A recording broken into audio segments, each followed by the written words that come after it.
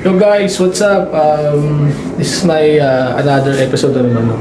So, may bago na naman tayo update dahil nagpunta tayo kanina kay Idol Sam sa ano niya, pwesto niya sa Quiapo. So, galing tayo kanina ng Quezon Boulevard. Pero galing muna kami sa Pops Bike Shop and bumiretso kami niya ron sa sa Quezon Boulevard. Sa tapat lang siya ng Andox. So, nag-update tayo ng mga bike parts ni Idol Sam sa mga pyesa niya like sa frame, RD, cranks, sa mga gulong, sa mga rim, and sa mga frame. And also sa mga saddle nila.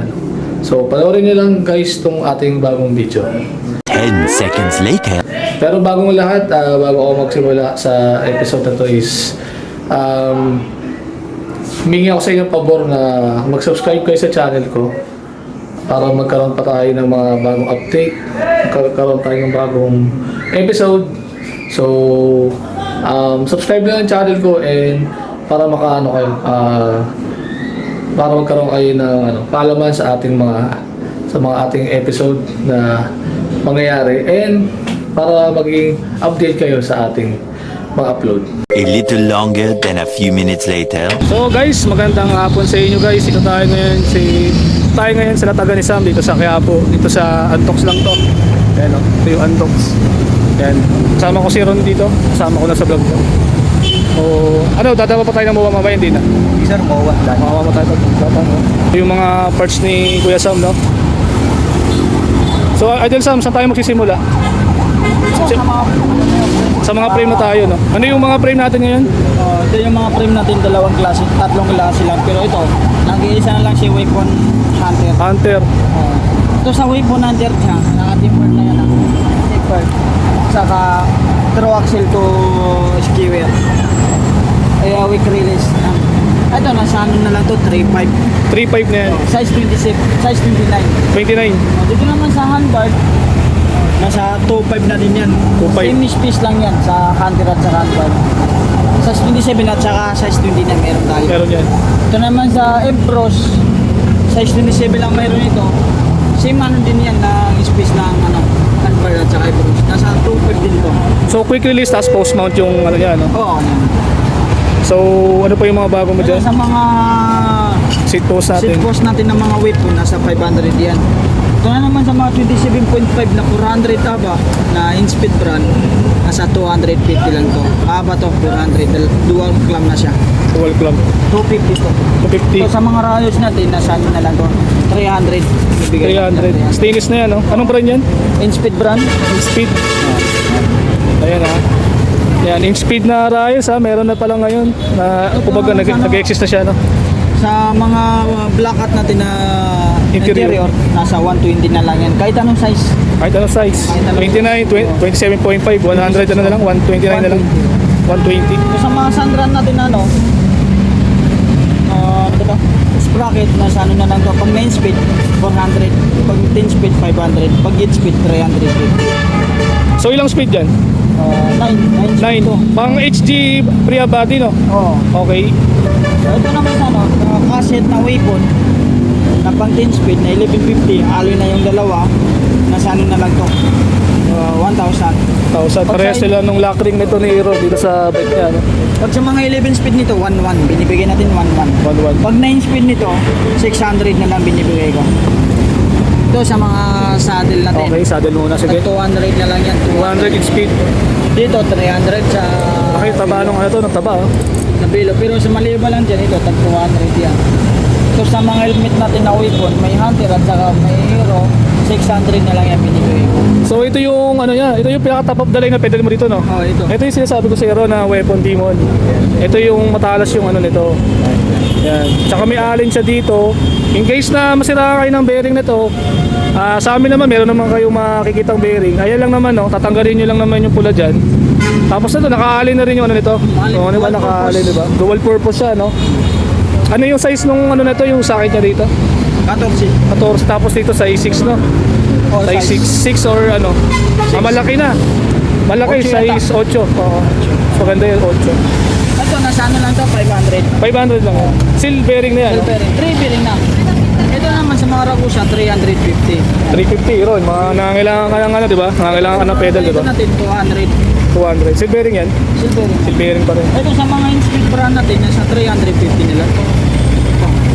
Okay, sa tayo sunod sa mga rim na lang. Okay. Sa rim natin, may size 27 at sa size 29. 500 isa yan. Bali, pag dalawa, 1,000 na lang.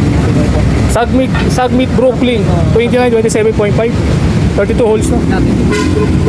Ito sa mga ano, RT na A7, nasa ano na lang to. 450 sa A7. Pag A3, 350. Pag A5 naman, nasa 350 na rin yan. Sa mga pump natin ito, sa pump na dual action, double action, nasa 150 na lang yan. 150 na lang yan. Ito sa mga rigid po, kulay, mga blade. Sa blade natin na rigid po, nasa 1.5. Pag lightning, nasa 1.7 na lang yan. Ito naman sa mga road bike natin ng ano, mga Ragusa, alloy lang yan siya. Nasa 1 na lang yan. So, kuya Sam, yung pinagkaiba tong dalawang rigid fork na to. Weapon siya pero ito yung weapon na rigid fork na ano, no? Oh, ito yung Lightning 7 na ano. Lightning. Ito mas kasi magama to. Mas maganda. Gaan? Nasa blade. Saka kaganda nito, smooth welding. Wala kang makikita ng welding sa labas. Ito kasi meron. Tira mo ron, no? Hawakan mo ron. Gaan, diba? Gaan, diba? So, yung dalawang to is, ano, no? Straight tube lang. Kaya straight tube lang, ha? Pero pwede pa rin yung kabit to sa tapered pa rin, ha? Adapter lang. Adapter lang yan. So, dito sa, ano mo, max zone mo na 34 stanchion, magkano dito? Yan, nasa ano na lang yan, 2.2. Size hindi nila available nito. Ito naman sa tangke natin, marami tayong bukat. Sa Marami tayong ganyan. 2.2 na rin to. Pag sa rifle naman natin na 160mm, 34 mm, nasa ano na lang to, 3.5. 3.5. Ito sa ano natin, rifle to, rifle. Rifle weapon, no? Ito naman sa tower natin, nasa 4,000. Sa 4,000. racket natin, 2.7 yan. So ito yung weapon rocket, no? Gayang-gaya sa ano, no, sa tanke tsaka sa sagmit, no? Talagang nag-ano na sila. So pag alam naman nyo, pag orange, sino kamukha nito? Pax, di ba? Papagkakamalan ng Pax yung ano mo, di ba? Pero tanke yan tsaka weapon yan. Sure naman yan. Tangke at saka subnet na. Tatlo sila. Iisa lang yung ano nila, hindi. May iba pa rin sila na ano. Individual company sila, no? Oo. Si Wave lang talaga kumpanya niya. Hindi siya pwede mag-ano. Ito sa mga crankset natin, sa Ragusa natin na pang road bike. Nasaan na lang ito? 1.4 sa mga tangke natin. 1.3 na lang yan. Kahit ano nga dyan, 1.3. Kahit ganitong design na ano, parang tangke. Parang Mas mahal ang konti dun sa una, no? Kasi ito kasi guys, sa totoo lang, ha. Kaya mas mahal to, di ba? Mas mahal yung itong tanke na bago kasi ano to, CNC na yung ano nito, yung pinaka-arm niya, no? Pero yan, binibintay ko na lang sa 1.4 yan. 1.4 na lang to. Ay, Kasama na yung 1.3. chainring ito, kasama na lahat. 1.3. Kasama ng buto. 1.3 kasama na bottom racket ito, no? Tsaka ginaya niya kasi yung Shimano Jore M6100. Kaya napakaganda. Then, tag 1.3 na lang yan. Ito, 1.4 sa Ragusa. Sa Tegra natin, nasa 4,000 yan. No, may mga ibang kulay niya, may kulay red. Sa Phoenix naman natin, FM, nasa 1.3 din yan. Ito sa mga extreme natin, pag 300 yan. Ano, mga Longi, saka 7.7.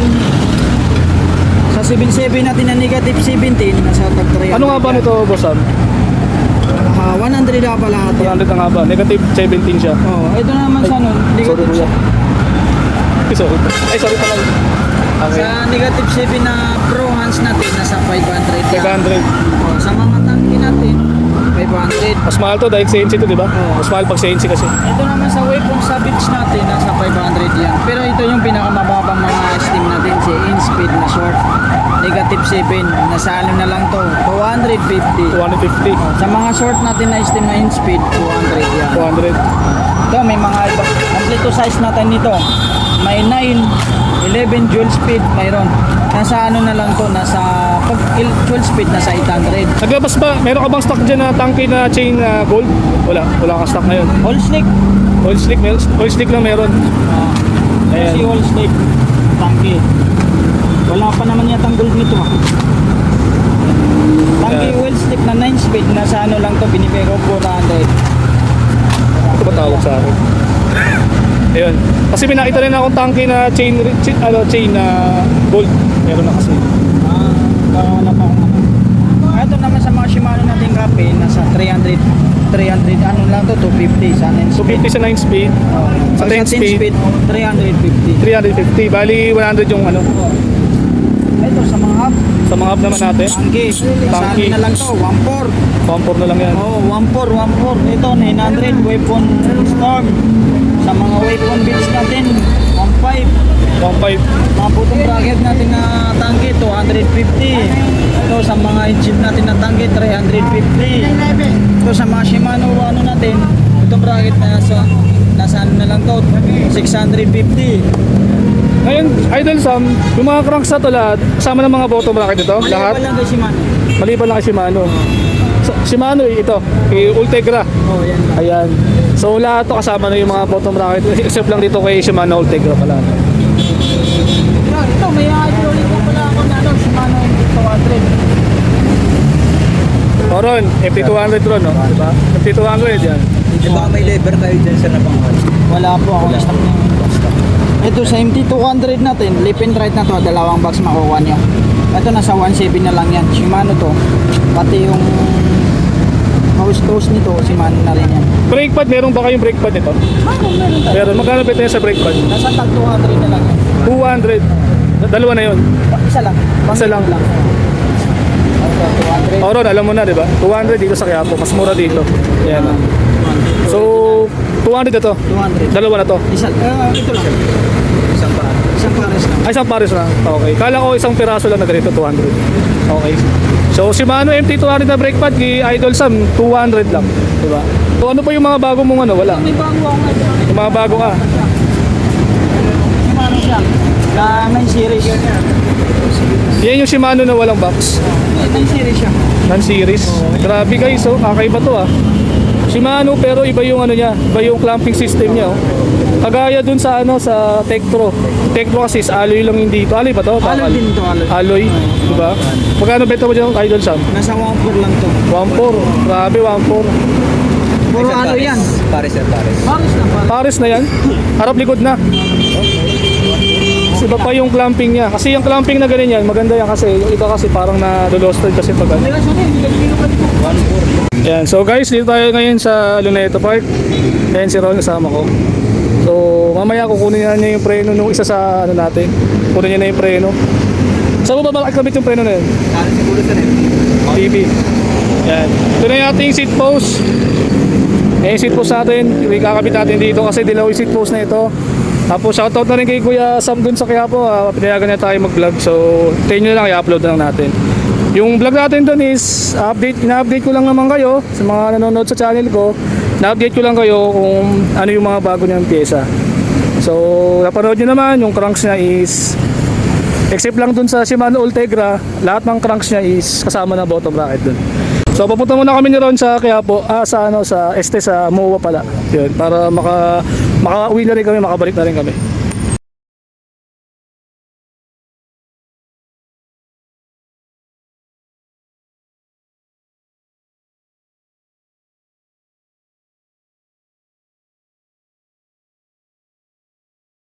Okay, pauwi na kami ni Ron guys. Dito kami sa MOA. Ito na yung circle. Yan o. Yan o. There are some foreigners here. Yan, Mall of Asia. The best mall in Asia. The best mall in the country. Yan.